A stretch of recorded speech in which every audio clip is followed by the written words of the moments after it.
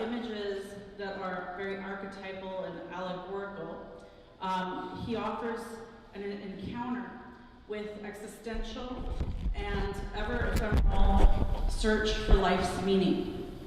The philosophical questions regarding the nature of being and the understanding of self, both internally and communally as a community, as a human race, emerges from his work. This probing expedition confronts our own inescapable mortality and leads towards always elemental human query for spiritual immortality.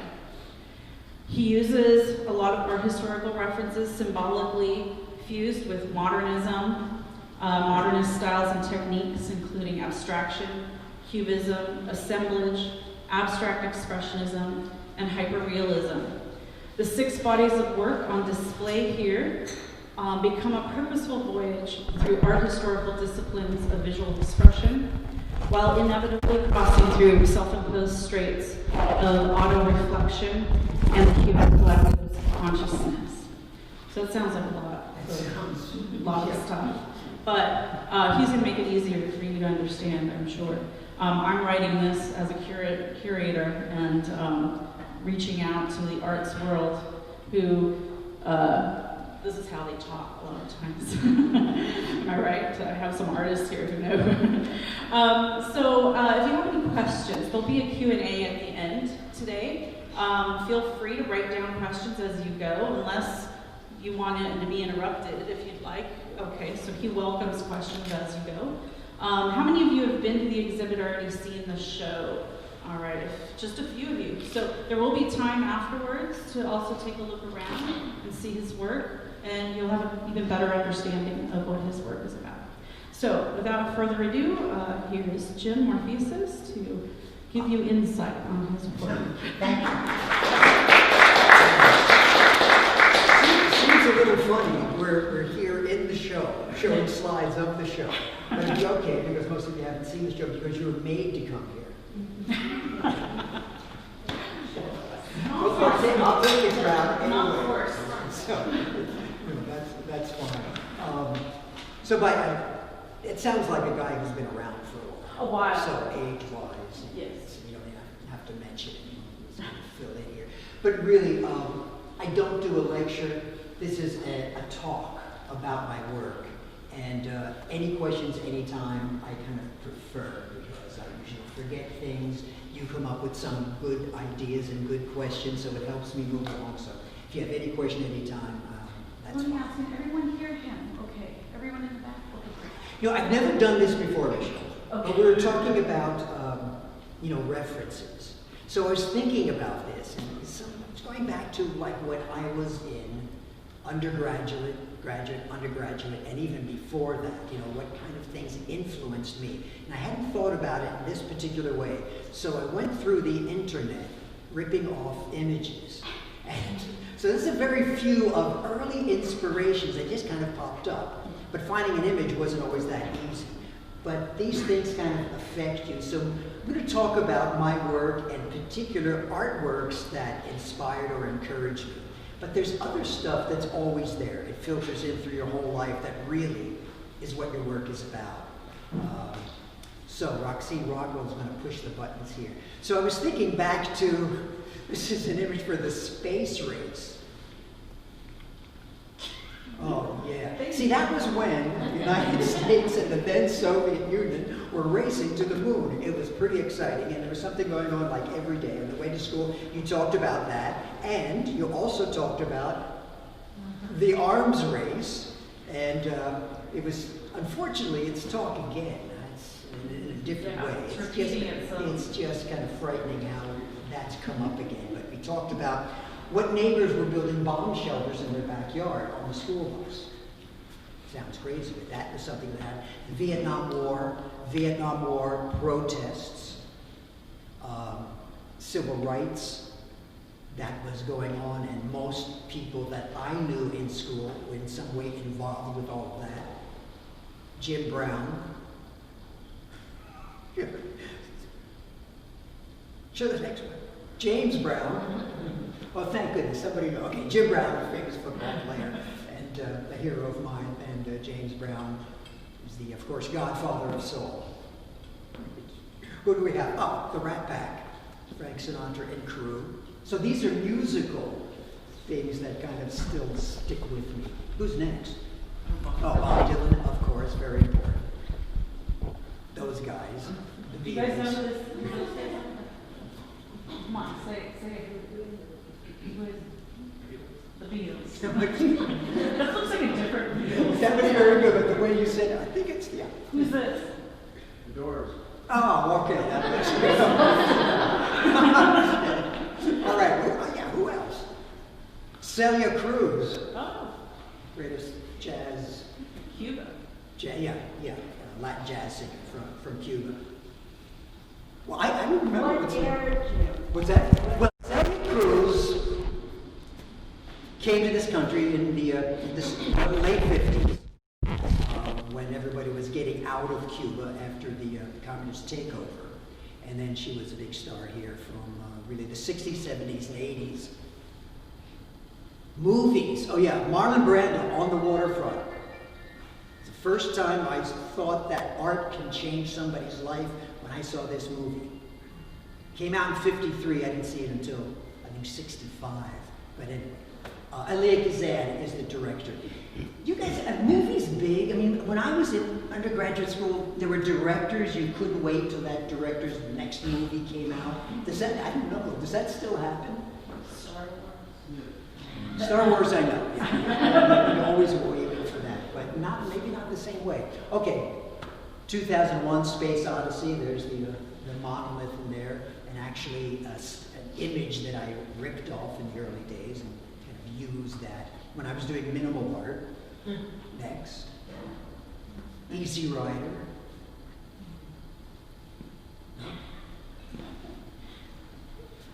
Bought a motorcycle out of that. Came out to California on my bike. I think this might be the last one. This is a film about a Russian, 14th century Russian icon painter, Andrei Rublev, by Andrei Tarkovsky, one of my favorite directors. And other influences. I was raised Greek Orthodox, which meant I went to a church with lots of gold. So it was Byzantine style church as if it was centuries ago when I was in it. And while I didn't speak much Greek, and at that time it was only Greek and chanting, it was a really kind of wonderful visual and sensual experience. And incense, chanting, gold, and the idea of paint and other materials. It's the first time I think that idea was in my head. And then since I started really being inspired and doing specific works, as I think you'll see, especially in the first room, that kind of relate to Eastern Orthodox icons, combining a lot of different materials is what I always do in my work, but you'll see that. How old approximately is that? Do you have any idea? That one? Yes. That one probably, it goes back. That's probably at least 14th century, Okay. maybe a little bit older, but... Just so they get a context. Yes, okay, so that's old. It just happens to be very good condition. So it's tempera paint on wood panel. So wherever you see the flesh paint, that's what that is. The rest is gold, but it's gold leaf over metal, and it's carved, and the jewels are put into fairly opulent stuff. Just wonderful experience that I had because the stuff looked great. The incense added some other kind of sensual experiences. My father was an illustrator, so I thought, I've never done this before, tossed one of his images, pre-World War II image, into this. He was an illustrator having a lot of success in Philadelphia until the Second World War broke out. And went into the military, loved it, stayed in for most of the rest of his life. Artist. Yeah, well, we can talk about that. But also, in the house, there was one art history book that I found, a Jansen's book. Leafing through his art history book at 5 years old, I found this painting. So for a 5-year-old, this is kind of a painting you kind of keep looking at for a number of different reasons, but it's by Peter Paul Rubens, great Baroque Belgian artist whose work was inspirational to me in other ways because, and I think this is in the next slide, I grew up really kind of in the Philadelphia Museum of Art, which is a terrific art museum. There's one painting, very large painting, much larger than the image that you're looking at by Peter Paul Rubens, of the mythological character Prometheus chained to a rock. Do you know the story about Prometheus? I've used these mythological stories and mythological characters to encourage my paintings. Really inspire might be not quite right, but to encourage what I wanted to do. So Prometheus is the guy who stole fire from Zeus. And because he did that, he had to be punished horribly, because in Western literature, you know, to be a hero in Western literature, this is the Christ story too. It's the same. You have to do a good deed for mankind. Stealing the font of fire, a torch of fire from Zeus, was really taking knowledge from Zeus. In Christianity, it would be the apple. Yeah. And for that, you have to be punished for giving knowledge to regular people, regular mortals. That's what happened, and of course, Zeus knew what would happen. They wouldn't need gods after a while. We'd be in the mess we're in now. But anyway, he had to be punished. So the punishment, of course, in all Greek mythology is a horrible one. So an eagle comes and rips his liver out every night, every day, and it grows back in the night, and it's supposed to go on for all eternity until he says, "I'm sorry," which he never does. So anyway, it's just a powerful image. Thomas Eakins, famous Philadelphia artist, and really, in many ways, the father of art schools in the United States. 19th century painter, loved his paintings. So this is a Thomas Eakins painting that I love to look at in the Philadelphia Museum. And then this one, and this one, the next one kind of relates to a lot of the images that you see here. So that image of the crucifix, which fills the gallery over here. You know, Michelle Fillmore broke the show up into 6 themes, and the first theme is the crucifixion. And there's a chronology to what the slides I'm going to show you, but they're the first pieces most people see in the show, and they are the earliest ones. They go back to the 80s, which doesn't seem that far away until I look around. That is. Okay, but that was a great crucifix painting. Also, Greek marble statues I always love to look at. They're wonderfully massive and beautiful. And the other thing that always kind of intrigued me about this is the Belvedere torso. And I see a Greek sculptor over there who I'm sure knows this image very well. Michelangelo said he was a student of this sculpture. Still, really powerful no matter how broken up it is. In undergraduate school, I had an instructor, Stephen Green, a wonderful painter. That's one of his early paintings. He became totally an abstract painter at the time. But he was like a mentor of mine, and he got me to go to Cal Arts, which is what got me to the West Coast. So for graduate school, I went to Cal Arts.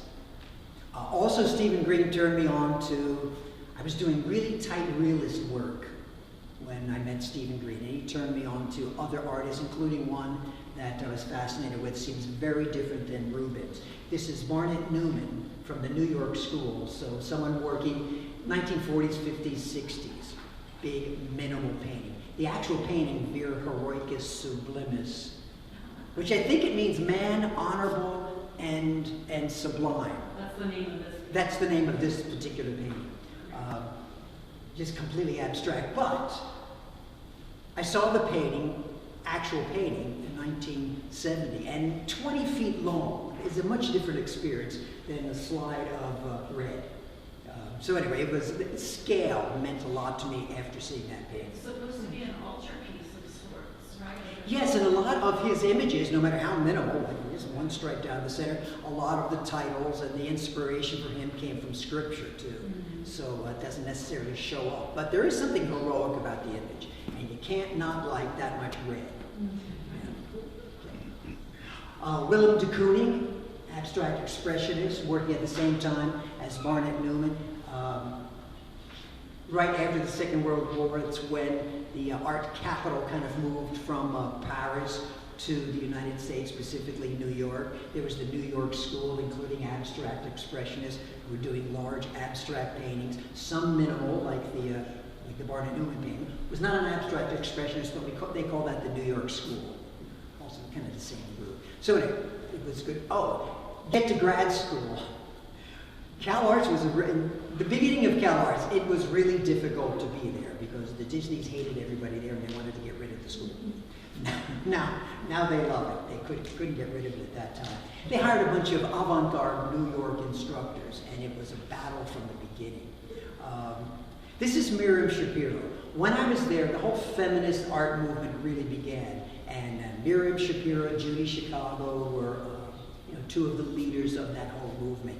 And so I knew from a realist background out here at Cal Arts, a very, very avant-garde school, and Miriam Shapiro was my mentor. That meant I had, she was the only person I worked with for a term.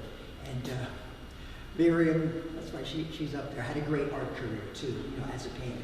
But she said, Jim, you're four of the worst things you can possibly be right now. This was 1971. She said, you're a guy, you're white, you're straight, and you're a painter. These are the four worst things to be. It's very political at the time. Conceptual art was really happening. The feminist movement was happening. So where is my place? I asked her, so what do I do now? I don't think I can change any of those things. She said, I don't know. So it was an interesting term. Learned a lot. Of course, you have to throw in Picasso. So there's a Pablo Picasso piece. You'll see how that affected some of the works in the show. And there's room up here, too. See, 5 chairs up front. Haim Soutine, if you've seen the show, you can see that this kind of hanging side of beef relates to some of the paintings in the back room. Okay, and then we're back to some specific images that you'll find in the other room. Diego de Velázquez, the Baroque Spanish painter, Christ crucified. That particular image, you'll see in a number of paintings in the front, because I took that image. One thing about that image and the idea of the crucifix, it's a human being in the most confident and the most vulnerable position you can possibly be in. So I always thought it was very powerful. Plus, it looked kind of heroic too. Steve Reeves was a hero of mine during all those Hercules movies. This is a painting, incredible painting, another huge painting too, by Matthias Grunwald. Images from the central panel of this painting. You'll see the works I'm going to show, and you'll also see some in the front row, right across from me. So yeah, that's a gigantic altarpiece in the Unterlinden Museum in Colmar, France. It was done finished in 1506. I'll show it to you again later. It was made for a hospital. It was made for a hospital, and the idea was, as I understood it, there was a particular disease that people had and were going to that hospital. Right. The idea was you would sit in front of this massive picture, and this is not one of those Italian Renaissance crucifixions.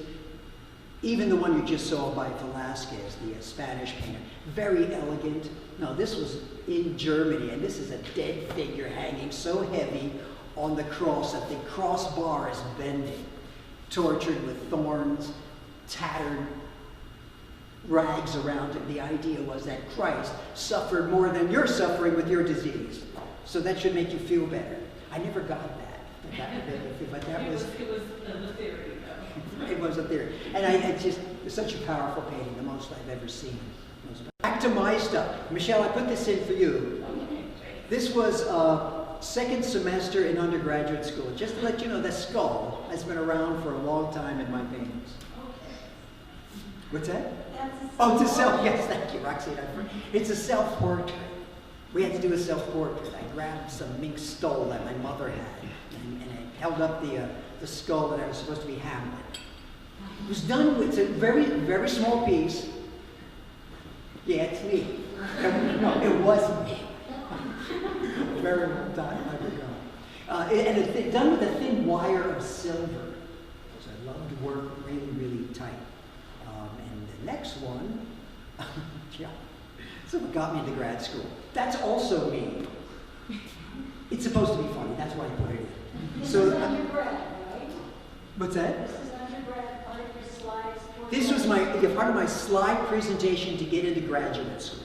I was doing these big minimal paintings. You saw the realist painting, but then I switched. I put everything down. I picked up a roller, a spray gun, and then started these very massive, very minimal paintings. And it looks like some kid holding his prize fish that he just caught. But actually, it was so big I couldn't photograph it in the house. So this is in the back of the house that I grew up in, leaning against the shed. It was so windy. If I didn't hold it, it would take off like a sail. I thought it was funny to tell it. What's next? All right. So in the 1970s, I was doing work with a really crusty material, minimal pieces. Actually, this material is acrylic, glass sandblasting beads, and metallic pigments. But it was kind of You're really getting into this, Roxy. I'll tell the story again, Michelle, or Roxy wants me to. This material that I kind of made up at that time. It doesn't seem that long ago, but there was no silver paint, either in acrylic or oil. So the grays that you see is metallic pigments. So I wanted to make this silver paint into which I would put glass sandblasting beads, which would make it thick and make the light pass through it so it was really vibrant and then bounce back. That's what I wanted to do. Because when I first got here, there were artists who told me, Jim, to make it in the LA art world, you have to come up with a material that no one's used before. Kind of like, that's all you had to do. So by accident, I came up with these materials. I just kind of found them. Yeah, okay, so silver paint. I mixed clear acrylic, which is called Rhoplay. So that's some of you have used acrylic paint, right? You take everything out of the acrylic paint in this clear liquid medium called Rhoplex. And into the Rhoplex, I mixed aluminum powder and then glass sandblasting beads to make this thick, crusty silver paint. Closed it up into a gallon container. Next day I came in, the thing was blown all over the walls of my studio. This is when my studio was at a house, a garage at a house. I said, neighborhood kids. Had to have been. So I did it again, and same thing happened the next day. So I discovered that aluminum powder and ammonia is something that comes out of acrylic while it's drying. So I was putting it in a container, ammonia and aluminum powder was mixing, and the federal government would have shown up if I was doing it today, because it makes a bomb. Yes, and across the bottom, that's the Greek connection. Little strip of Greek newspapers in gold leaf. So I wanted this crusty stuff sitting on a real fragile ledge. And what's the meaning of this minimalist work? Like, what is At this time, they're all cruciform shapes. Okay. Most of the cruciform shapes came from particular altar pieces that I found through art history. As a matter of fact, if we go to the next image, there's a cross. We'll go to the next image, and this is really what happened to it. A cruciform is really a cross without a bottom. So like the Isenheim altarpiece, it's something that would sit on the altar of a church behind the whatever event is going on. So that's where all those images came from. Yeah. I see the shape of paint. Yeah, there's a number of, including the larger one that says Wounds in our show, began with a panel that was shaped in the proportion of the Isenheim altarpiece. You see, that's the central panel of the big altarpiece that I showed earlier, with that great tortured image. So then I started to, the figures started to come back in my work. It was really that cross that I did the cross. I started to draw the figure on the cross, on those wood panels, not really ready to reveal it. So I finally did, but this was, I'm talking like 1979, 1980. So the figure really wasn't prominent in art, in contemporary art at all through the 1970s, 60s, and 70s. So bringing the figure back, I didn't know if it was a good idea or a bad idea, but I just had to do it. And so I wanted a symbol, and this most powerful symbol of the human figure that I'd seen was the crucifix. So I brought it back, and I doubled up the image for a couple of reasons. One is that an image is, you double it up, it's stronger. You repeat the image, it can have more strength to it. It also creates a dialogue between the two images. And for me, it was a dialogue going on in my head Was this a good idea? Was it not a good idea? So I kept bouncing around and the double image kept showing up. Also got really decorative too. And painting had come back and the figure had come back in painting by the early 80s. And I couldn't put enough into my paintings. So all of the wood that you see all came from, well, it was all used. It all came from another purpose. So I started to use stuff that had its own history. I kind of like that, dealing with history, along with a historical image too. I did a whole series on paper. Drawing never quite left, so using my hand was important. The collage material, gluing stuff down into your artwork. It was a time in my life I wanted to get rid of a lot of things, so I decided to bury every letter, every important letter that I ever kept. So through the whole series, and this piece is in the show, it's around the corner. The letters in this piece, as well as two other smaller works on paper. My own stuff. That was a great way to bury it. Was the letter, the object, or the objects connected to any ideas? The way the letters are connected, they're really personal. They were letters from, well, I just leave that there. They're really personal letters. A lot from my father, who was even dying at that time, and did die in 81. So it was a connection to all of that. A lot of people say, as you talked about it so well with your entrance plaque there. If the work is about death, it's about life. You can't separate the two. And sometimes I had to personalize it as much as possible. So the letters did that, but also writing did that. So I think you've seen a lot of the earlier work I wrote.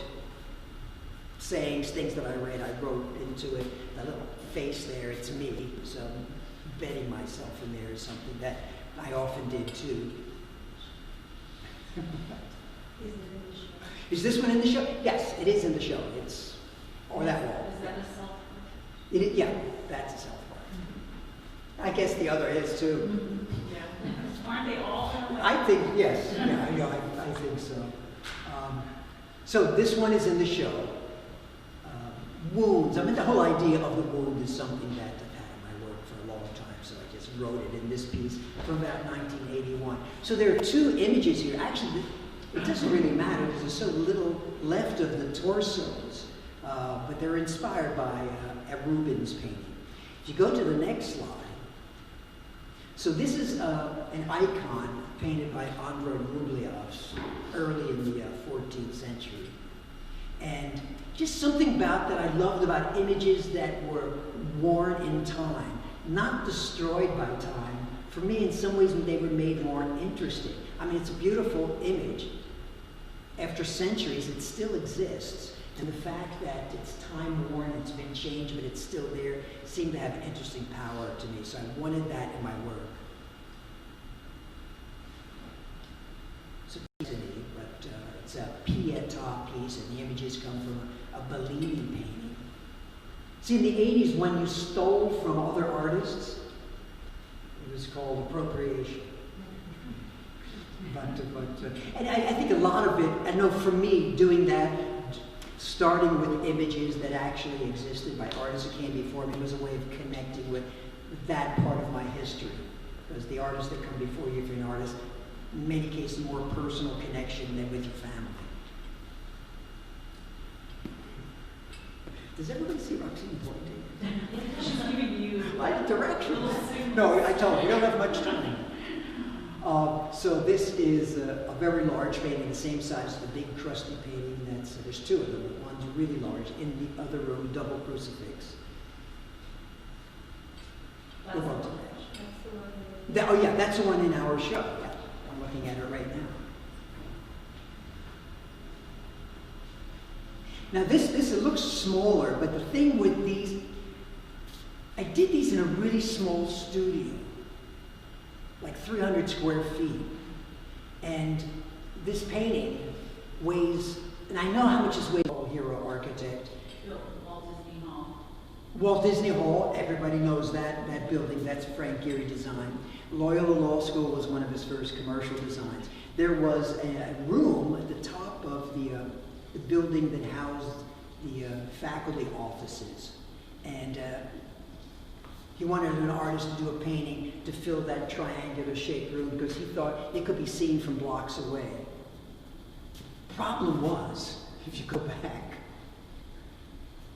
this is the elevator shaft, which was only supposed to go up here, but the faculty offices on the top floor insisted that the elevator go all the way up, so that kind of obstructed the view. But it was a great wall. It was a great kind of Gothic wall. You know, it came up to a point, light came down into it, so it seemed perfect for another mythological character. So this is the figure of Icarus falling from the sun. You know that story. So Icarus and his father Daedalus were on the lam from the cops, and his father was kind of known in mythology as the craftsman, the engineer, the artist in mythology. Daedalus fashioned wings of feather and wax for them to take off and get it away from a particular island where they're after time-wise. Flew too close to the sun. The wax melted and he crashed into the sea. But again, like all of those, there's another falling Icarus, figure. As a matter of, do we have one that's close to this? This is Icarus. Yeah. That image was initially done for an airport, so I called it Icarus Rising. Yeah, for obvious reasons. Orange County Airport. The Orange County Airport. Okay, but that got me in. That was a single figure. They got me, give me the confidence to go into doing a single figure. By the way, Ken Twitchell actually painted the image. I designed it and he painted it. So we'll go through some of these single figure images, and I think if I stand over here, it'll look kind of familiar, so you get an idea of the scale. So that image is the one that I've been standing in front of, the hostage. Yeah, let's fly through some now. You kind of have the background here. That's a big Prometheus piece. It's like 12 feet high. This piece is in the show. We'll talk about this, in a moment, because it gets more abstracted. And Michelle has a section in here that deals with Cubism and abstraction. Just very quickly. This is a corner of the studio. Skull image I dealt with a lot. So here you have figures with their heads chopped off, and the heads ended up over here in some ways. Why the skull? Why the skull? Everybody's got one. It's a beautiful shape. It's kind of a classic Memento Mori image. What does that mean? You love it or you hate it. If you fear it, it's because it deals with time. Memento Mori is a term that literally means remember that you are going to die. I love that stuff. Memento Mori sounds better, but that's what it means. And so the skull image is a classic image of the time that we have. We're not immortal. So here's a series that got really thick with paint and wood of the skull image, which and it's very expressive too. I like to kind of add expression to when you think of just bone. So they're kind of very fleshy skulls. We've got a number of them, even newer ones in the room in the back. Where's that one? It's the San Diego, Museum of Contemporary Art, San Diego, in La Jolla. Full-size door? That's a full-size door. That was in a big studio that I had downtown. That door was laying against the back of the studio in the alleyway. It looked wonderful and really disgusting. I had to have it. So I dragged it into the studio and let it dry out because the bottom was rotting and wet. Let it dry out for a long time because I knew I had to use it. And when I was doing this painting, nothing was working until I slammed that door next to it. And then it really created something that was reminiscent of a lot of the Holocaust and other things. So it, added that stuff like that. It had its own history. It added a lot to the painting, finished the painting for me. So sometimes a skull image and was teamed up with my portraits. So there's some self-portraits with a skull here. I kind of describe it. When I was your age, thinking about your death is a very romantic thing. I think these are very romantic pieces. As that time nears, the romance goes out of it. I love the idea. I'm not sure how to deal with it, but that's another self-portrait. It's very similar to the one that we have in the show in the back, and that is actually a self-portrait. The one in the It's show, a the mate to yours, Richard. Oh, it is yours. That is mine. It is yours, yeah. Richard Shelton owns this. The skull and the portrait of that is not you, it's Melody. Yes, yeah, that's, as a sphinx, yeah. Okay, so we're moving, this will go much faster now. Okay, I thought somebody had a question, but I guess we answered it. So this is a very, very big piece. Also, this piece kind of relates to concerns that I have now. It's called aftermath. So I'll just kind of leave it at that. The other reason I'm showing it is that the figures get very, very abstracted. What was happening, and what happens in this room, this is the room that Michelle calls the human figure. In this room, the works date from, I think, 86 to 2016. So they kind of run the gamut. So their images dealing with the figures I've dealt with a long time. I wanted to show this one, which is right over there, is that I started to, all the other stuff that was attached to the figure kind of disappeared for a while, and I just concerned myself with the figure, and in doing so, I got very involved with the shapes of the figure. The rounder shapes got more massive, and you'll see what started to happen. Did you have influence with Greco-Roman and Renaissance art historical references to I looked at them all the time. As a matter of fact, you know, I worked a lot of it. I posed models and photographed them and worked from them. But then those white marble sculptures, Greek sculptures and Roman sculptures, I loved. So a lot of the shapes came from me looking at really good photographs. Because if it's white marble and it's lit dramatically, the shapes really get emphasized. That's also pushed me here in these paintings. Then I moved to New York, where things got pushed even more. So this is a painting that kind of started a series of very abstract paintings in the Cubist abstraction section. And I'm looking at the painting right now, so you'll see this one. You can see the figures got kind of abstracted. I titled them, they became female figures. Didn't intend to do this. Every one of them started off as a classically drawn male figure, but I just changed them until they really got more abstracted. Of course, I love the idea of doors, so there's that one. That's a pretty large one. And they got even more abstracted. This was inspired by a character in Dante's Inferno, Ugolino. Couldn't get his appetite for power, money and power filled in his life, so his afterlife, he was doomed to devour himself. And I said, how do you do that? Anyway, so that kind of, this is the funny painting. But that's kind of where the whole idea of the figure kind of also being a mouth. We have the president now that's doing that while he's still alive, devouring himself. Oh, he's still here with us. Yeah, he's devouring himself while he's still alive. Yeah, no, it's an interesting time. Well, we can maybe talk about that. In difficult times, how and why do you work? Well, there's a lot of similarities, I think, between what's going on right now and what was going on when you were a young man in the 60s, you know, with Nixon. I think that's why I put some of those images there. A lot of parallels. I found myself thinking about all of that again. Yeah. Yeah, so we can talk about that. But let's go. I'm throwing this in because I was in New York doing those abstract paintings, and they got so abstracted that paintings, what happened sometimes, the paintings were dragging me along. I didn't feel I had much control. So I went to an obvious guy, Picasso. So I was looking at a lot of Picasso paintings. This one in particular in the Metropolitan Museum I like very much. So that's an encouragement. With a whole bunch of these characters lined up.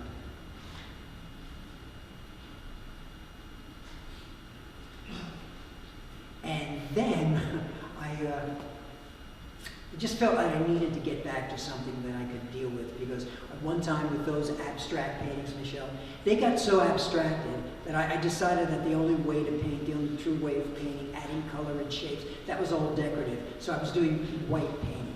Each painting got down to a white painting. There's a problem with that if you're a painter. You're done. So I had to find a way back into something where I had a future.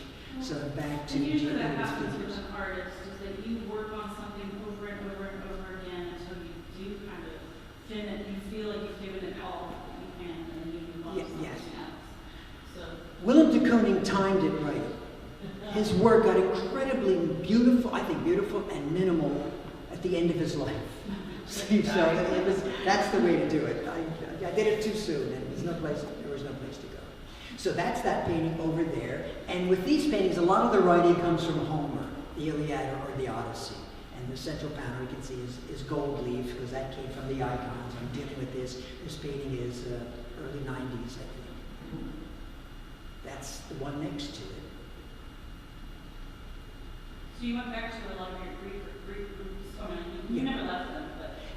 No, but I went back more specifically, as looking at the image we talked about earlier, but instead of the looser, bigger, the chunks of wood, they were more rendered. They're still rubbed out, so they're time-worn to some degree.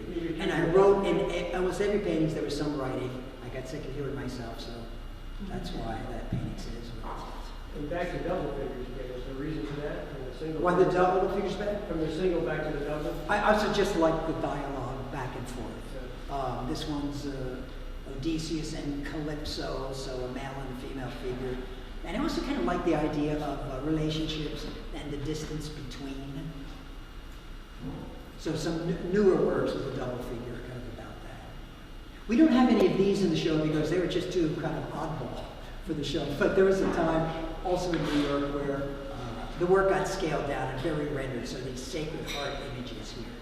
And yeah, we'll just go through these quickly. We'll get to, also inspired by a painting that I saw many times at the Philadelphia Museum by Salvador Dali. So we can just run through some of these images which relate to the images here.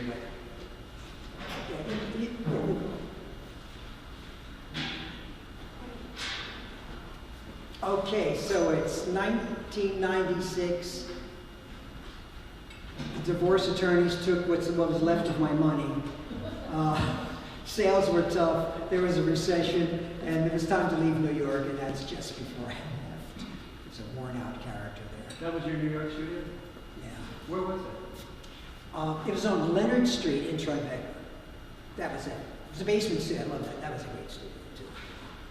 So you just have studios here, you don't work it on New York anymore? I wish, but no, I don't. Yeah, no, I just gave that one up. So when I came back here, I found that I was dealing with the figure, but also talk about a dialogue. All these images that I had been dealing with in recent years also showed up here, trying to work out where things are going. This particular painting is in the show. I'm looking at it, and if that's same series. Actually, that's the last one in that series. So your heart, is that connected to the Sacred Heart? It's sort of as a Sacred Heart. And the Sacred Heart images that I did were really actual hearts shaped slightly into a symbolic heart. But I just had a great time in New York going to the medical floors of libraries and looking up. So actually it's the pericardial sac, those other ones. But it was difficult for some people. Yeah, like there, that's all there is. I even looked up heart operations and what the stitching looked like, so I would do that just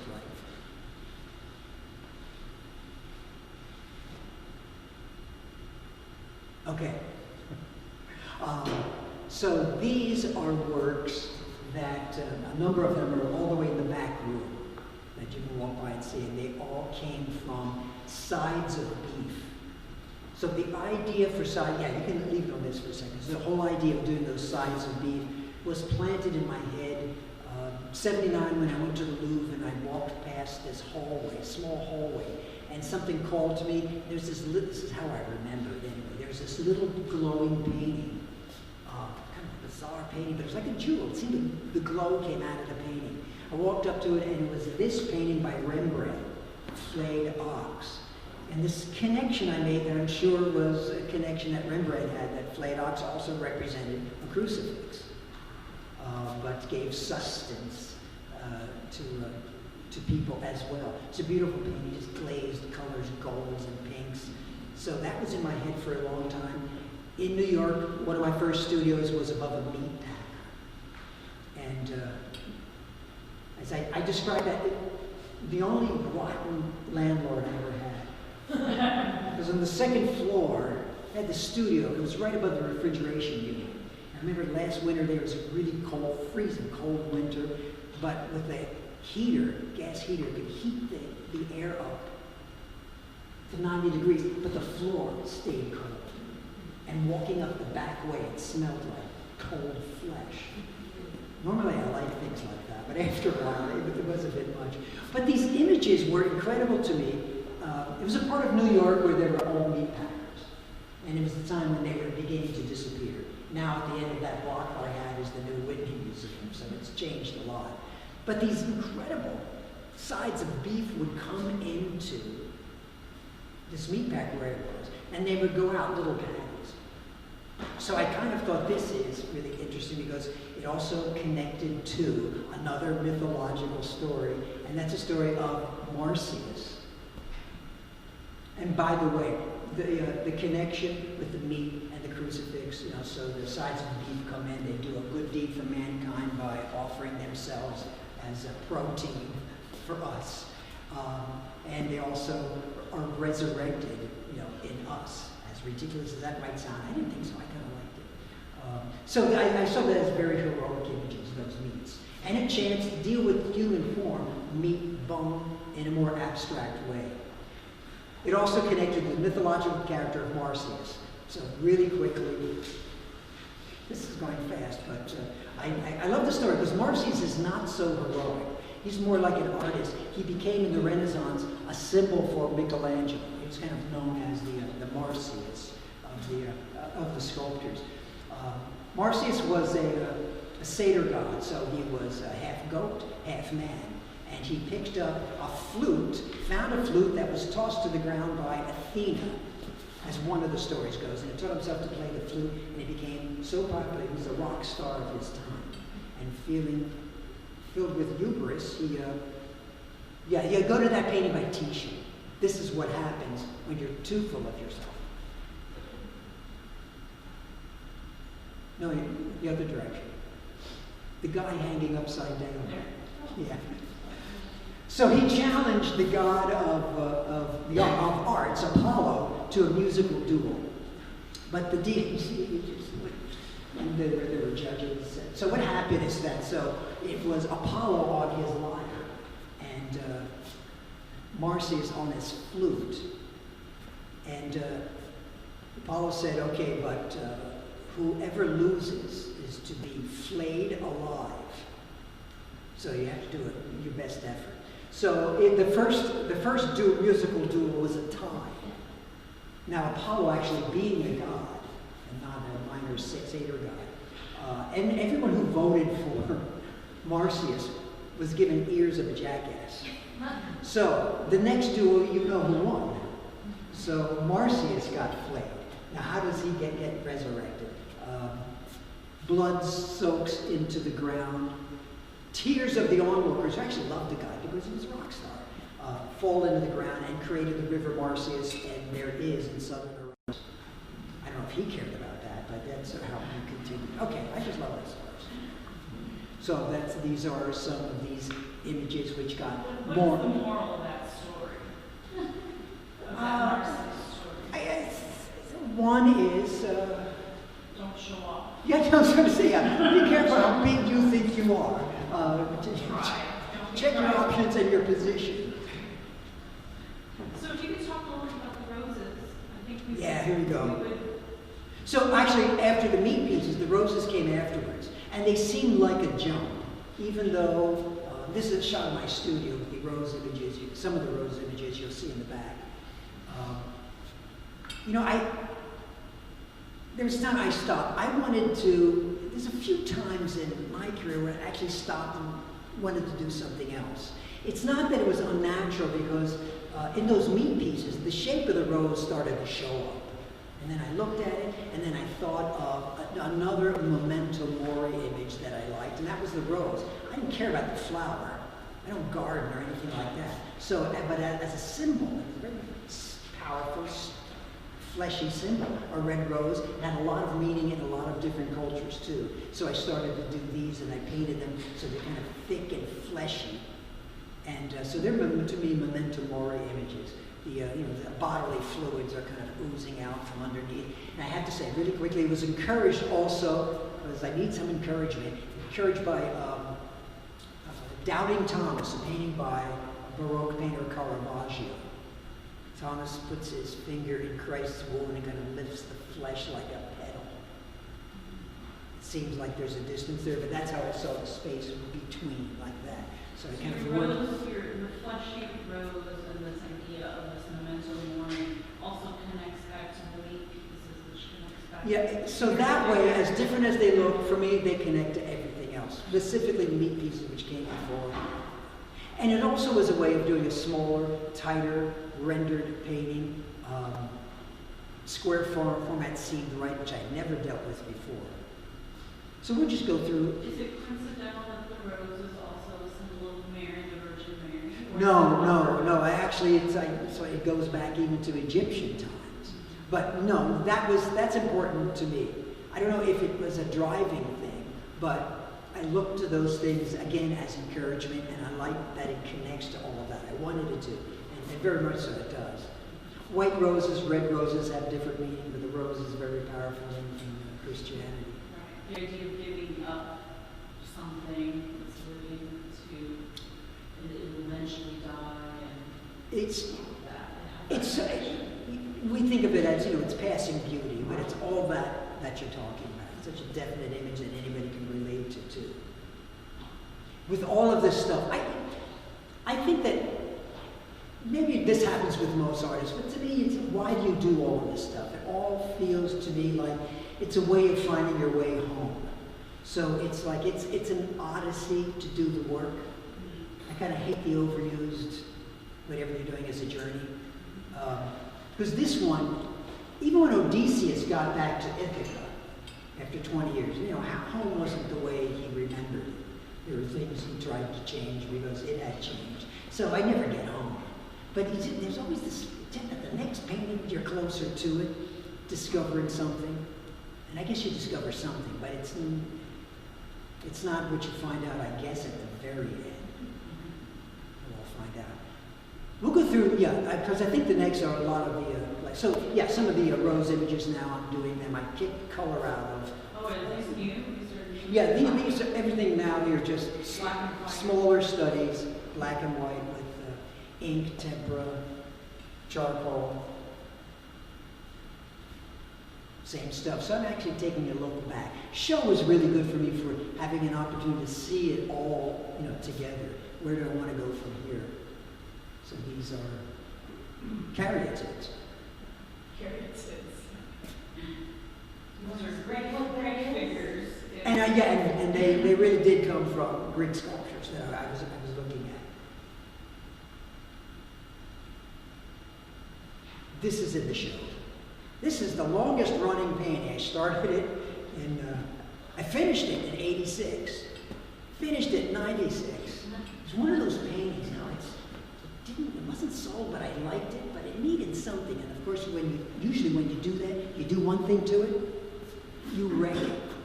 And it bothered me so much that I wrecked it. I kept it, because sometimes you have these paintings, they win.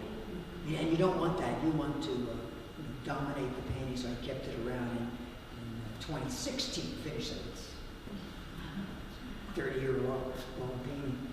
This one is right over there. So again, there are images that I have been doing, I'm still doing today. This is the more recent. It's recent, but the roses still continue. And the studies are a thing, and the skulls, they're always there as studies right now, which will be scaled up. If you don't mind, I think it might be a good time to this is the last one. Do you have a little more? No, yeah. This is the lesson. We're done. If you're still awake, you can. So this is Icarus. This is Icarus. The reason I put this in, Michelle, is that it was a commission piece. And if any artists were out there, what happens when you get a commission? That isn't quite what you do, but there's a way of you making it your painting and also fulfilling the needs of the person who's commissioning the work. It's 9.5 feet long. It's a little glitzier than I usually do, but then it's another Icarus. This wasn't the one from the airport. No. Actually, this is pretty recent. Who commissioned it? Or is it private? Oh, it's in Mexico. Oh. It was harder than the painting. Doing the painting was getting it into Mexico. think so. I think it was put on a truck selling fish. The owners probably said, the cheapest way will sneak it in. I don't know exactly how they did it, but that, so that, anyway, that's where it is. So, It would otherwise, we would have asked for it. so for those of you who are sticking around, this is a great opportunity. You don't always, when you go to an exhibit or you go to a museum, you don't get to talk to the artists. And here you've got him here today. Anybody want to ask him questions? Anything? I'm sure he'd be happy to answer. Do you know that original acrylic mixture that you made has lasted? Have you gone back and actually evaluated yes, it? Is it yeah. fallen off the wood or No, faded? it's incredibly strong. Do you know what it is? It's pretty much the same material that's in Elmer's glue. So you know Elmer's wood glue, Like when they coffee used or to say it was stronger than nails? Yeah. You can pull a nail out, but try to separate two pieces of wood. That's how strong it is. So those pieces were heavy too. And it was incredible. They stuck to the wood panel, they held everything together. No, it was really, really strong stuff. Yeah, and I knew that, so it would be something that lasted.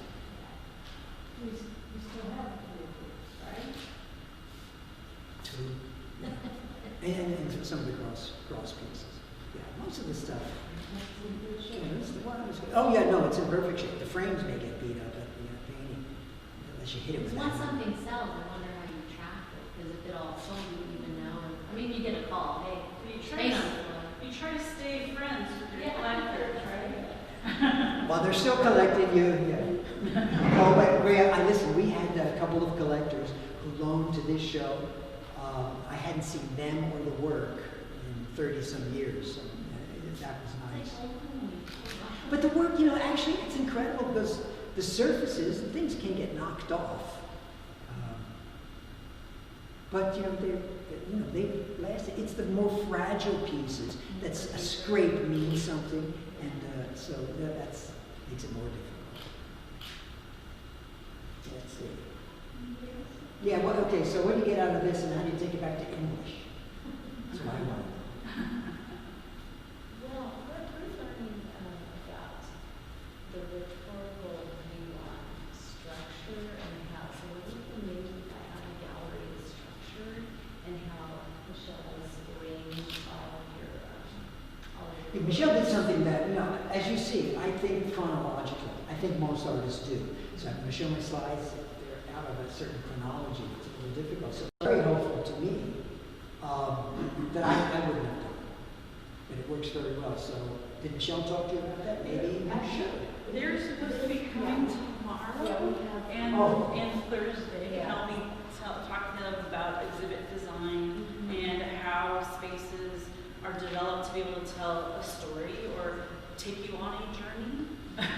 Because a museum space is I kind of describe it like making a movie. You kind of want to have like a beginning, a middle, and an end. You want to tell people something. You want them to walk out with something when they leave some sort of meaning. And I think by organizing things in a certain way, you're able to tell a story in a consistent way, even if sometimes you're repeating and slowly changing as you go through the space, and so you can really start to see each space for what it is and understand it better. Yeah. Richard Shelton has done that too with artists and their work. Right. Retrospective. You want to give him the microphone and maybe he can add a few words? No. Richard's a wonderful painter. Richard's also a wonderful designer too, and has designed exhibitions. Yeah. But so I always look at when I organize an exhibition, it's like me being an artist, sort of using the artist's materials, their objects, as sort of actors. It was good for you. It's kind of refreshing, a chance to look at the works In a different way. This is a wonderful installation, by the way. This is Thank you. Very successful. Well, it means Very impressive. a lot from you. Thank you so much. There's Alex. Alex also. Also, another curator is here today. You've never left the crime scene, right? You kind of couldn't walk away from it. I've tried, I I'm sorry. No, I asked him the other day, I go, wow, this one artwork in the back, it reminds me of The Ring, the movie, the horror movie, The Ring. sure you guys are familiar with that. And I said, did you see that movie? Do you like horror movies? And what did you say? Of course. He loves horror movies. I don't know, it's just not what I necessarily expected. It's gonna be really good or really bad. Well, you and I need to go see a couple horror Yeah. movies together. Good. Sorry, I interrupted you. No, Saying that's, something. you know, that's fine. You know, so Alex just curated, Yes, the show co-curated, at the incredible brand. show. Is that still open? No, close. It Just closed. At the brand, a great space at the brand library in Glenville. Which deals with what we were talking about a little bit. What's happened, artists' reaction to what has been going on politically for the past year. That's right. And it was really the It's a theme of great the show. But things haven't changed, obviously. Yeah, it's so weird. It's Oh yeah, that's Dali's painting of the that one too, Spanish- Roxanne. That was premonition of civil war. Yeah. Something with boiled beans. Boiled beans. Figure with boiled beans, premonition of civil war. So that's what was going on in Spain at the time. This stuff doesn't seem to stop. Did the Soutine Carcass movie, that series, have any impact on your handling of paint? You know, Richard, it's one of those things that I say it was encouraging. Kind of going that direction, but you see something you like, and you see there were particular paintings. Actually, it was a landscape painting of Soutine that was really wonderfully ugly. Yeah. And greens and oranges, colors that don't go together. That was a real encouragement. I Really actually use thick- some of those colors, push the paint around. So yes, Thick application of paint, impasto.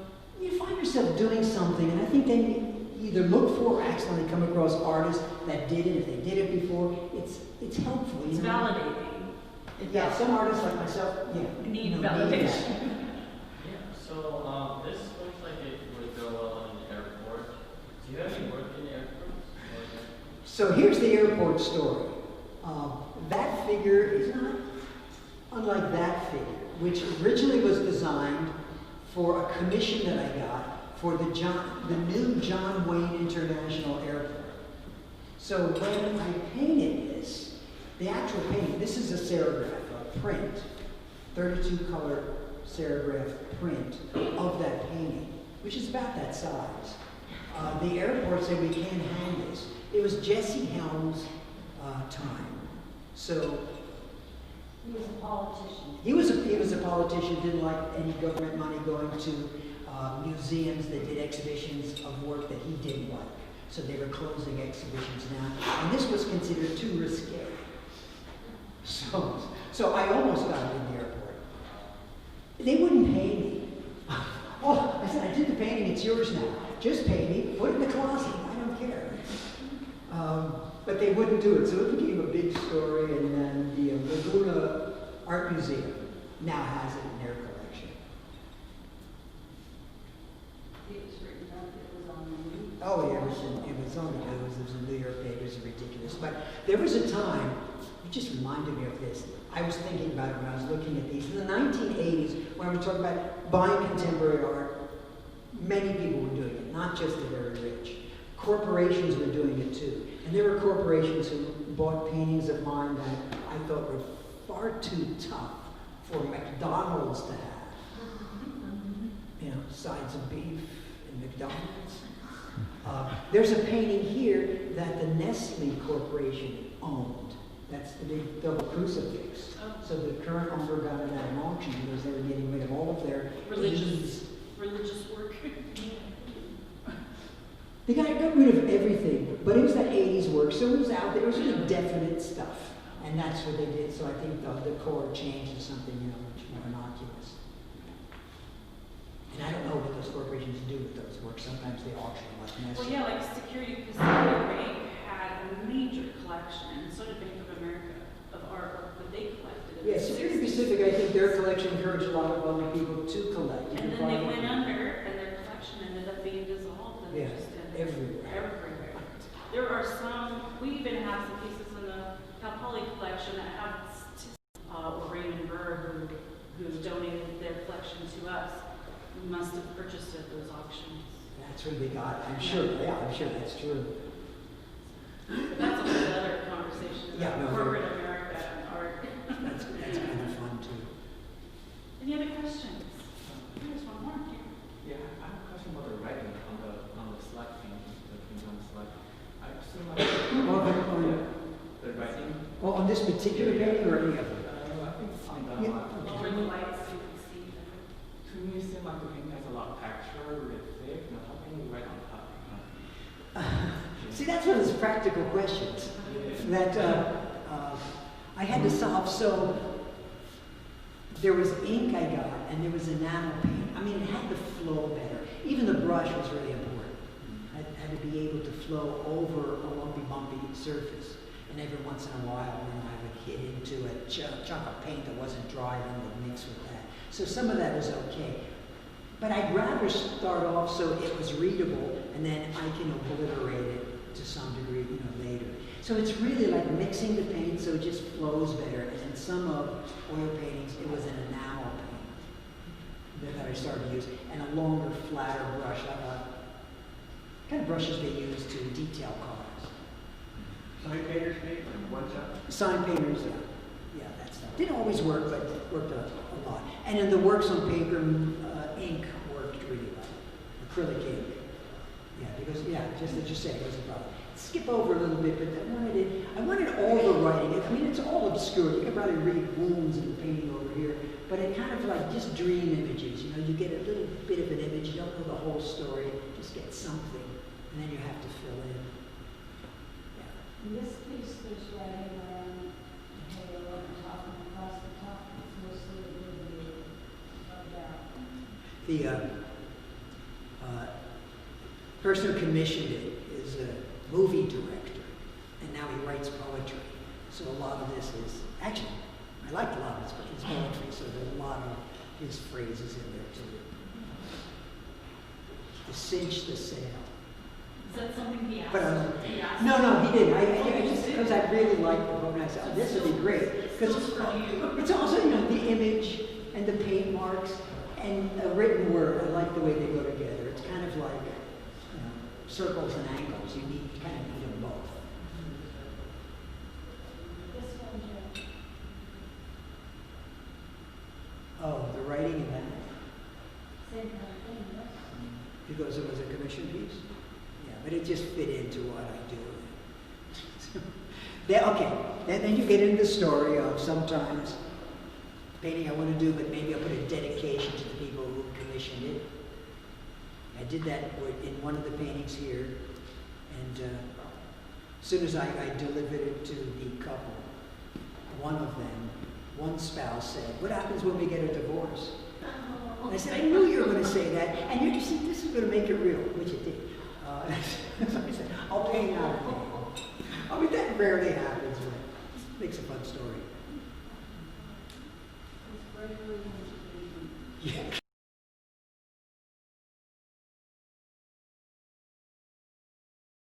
So, Moxie's too, so she wanted me to point that out. Yeah, I have one more question. Hey, Alex, did you see John Woo is here? Good. Yeah, like thinking a lot. I have one more question about the relationship between the figure and the background. It seems like the background, they all kind of become part of the abstraction. There's no diminishing the background, there's no space, no perspective. Yeah, I think it's kind of, there's a background there, but it's still painted in, it's kind of embedded in the background. One gallerist say, and I'll tell you this, I never even really thought about it. I don't remember thinking about it until some gallerist said, your background, your foreground, I've never seen them before, they're kind of the same. And then I said, yeah, I never really thought about that, but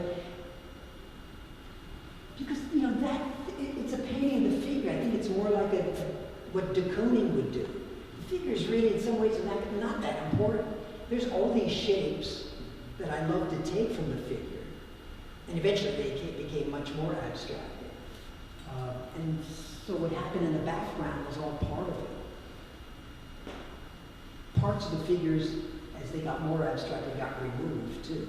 The background would come forward. But yeah, because when it's like that, I'm thinking about it as the same thing. That one a little different, but that one, this one, the background figure, it's all the same activity going on. There's the Dukunin. Yeah. Where that background and foreground become one, right?